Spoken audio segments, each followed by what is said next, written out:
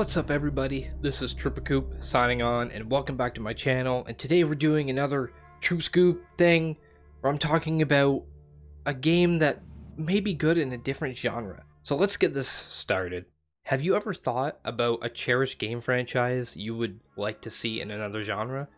I think there's a lot of potential for games to switch genres. Though people don't particularly like change, some change is good, and while the topic of this video is only hypothetical, I hope to get your juice and your noggin flowing.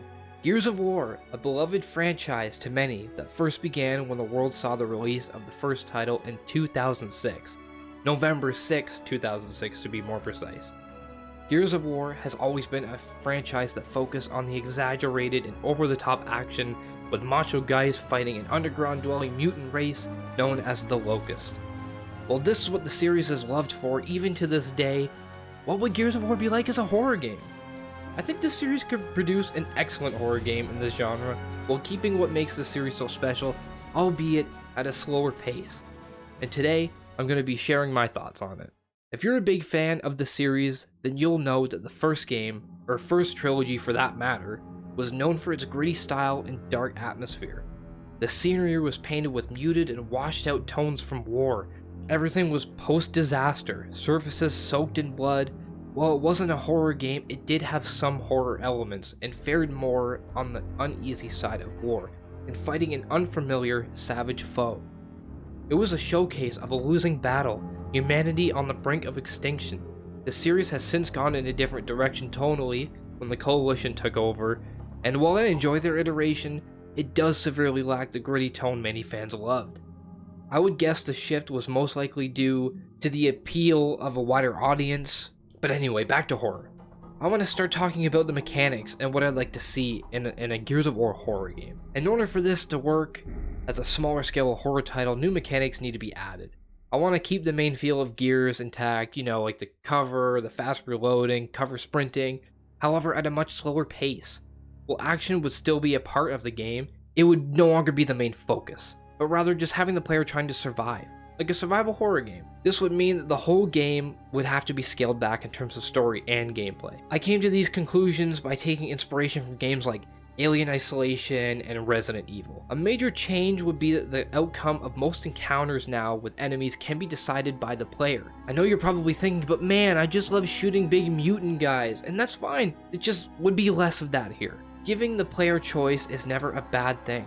Mechanics like stealth, environmental distractions, and resource management could be integrated here. Do you engage with a particular locust, or do you bypass them to have more ammo and resources for the next encounter? This is where the RE influences really come in.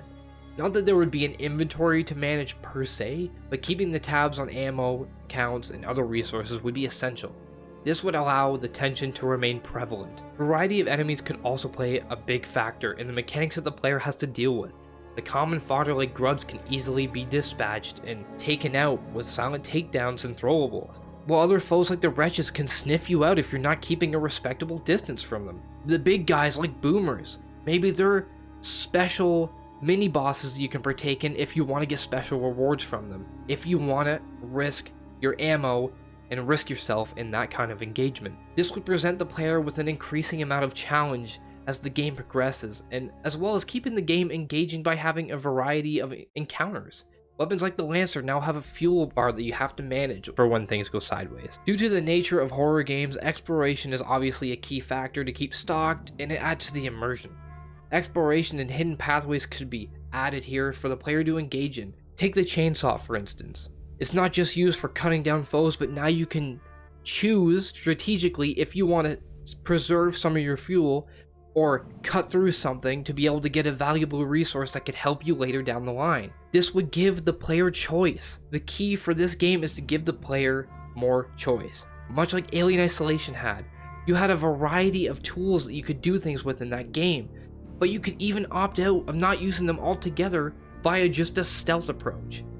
When combat does inevitably break out, it gets gritty really quick. I'm talking even more gritty than Gears 1. Take the new body damage mechanics from Doom Eternal and improved shooting from Gears 5 and combine them into this with Dead Space level of violence. The cover-based shooting and quick reloading still present, but every shot has to count if you're gonna make it through. Do away with the regenerating health and add bandages, having the player decide when to strategically use them in an encounter. Now, let's talk about the story. Picture this. You're a low-ranking soldier on your first patrol through the outer city limits of Ephira. You and your 4-man squad are ambushed by the Locust Horde as they emerge from the ground on E-Day. Caught completely off guard and outnumbered, you and your squad are separated. During the conflict, you're knocked unconscious by falling debris. You wake up at dusk, buried under rubble. Once free, you realize you are stuck with only your sidearm, combat knife, and flashlight. Being a recruit, you lack the combat experience of your superiors. You're surrounded by an unknown foe, alone and outgunned. After getting in touch via comms with your unit, your objective becomes linking up with them. They say that they're held up in a church a couple blocks down, but there's locusts everywhere. We start out in the war-torn streets and follow the path of destruction. The player is then intercepted by foes and is forced to take a long route through multiple buildings, structures, and underground tunnels. We arrive at the church only to find our unit completely massacred by the locusts and intercept a looping transmission from the town square about an evac that will be taking place at dawn for the remaining COG and civilians. This becomes the main driving point of the plot. Make it out of the city to fight another day. I personally feel like having a simple stay alive plot would be the best route to go. Having the player character be a blank slate for the player to jump into. The main focus, aside from the mechanics, would be the swelling atmosphere. Sounds of gunfire rain out into the pitch black sky. Blood soaks the once lived in streets and buildings. Disgruntled roars erupt from the hordes of locusts occupying the city. Sound design could really make these guys scary again. Much like Bungie did with the elites in Halo Reach, after years of them speaking English, they went back to alien language, and it was so terrifying. Audio logs can be found allowing some insight into ordinary people's lives and whatever they experienced during the invasion. With the simple plot, slower pacing, player choice, variety, and added mechanics, I honestly think that Gears of War has serious potential to have a horror game spin-off. While I understand that the likelihood of something like this happening is far-fetched, it's always nice to dream and have these creative windows into the things that could be. This is a bit rough as this is my first what if video, but I hope you all enjoyed listening to me talk about silly things. If you guys have any ideas for a Gears inspired horror game, or if you want to add it to any of my ideas, be sure to engage in the comment section. Like always, be sure to like, comment, subscribe, and this is Troopacoop, signing off.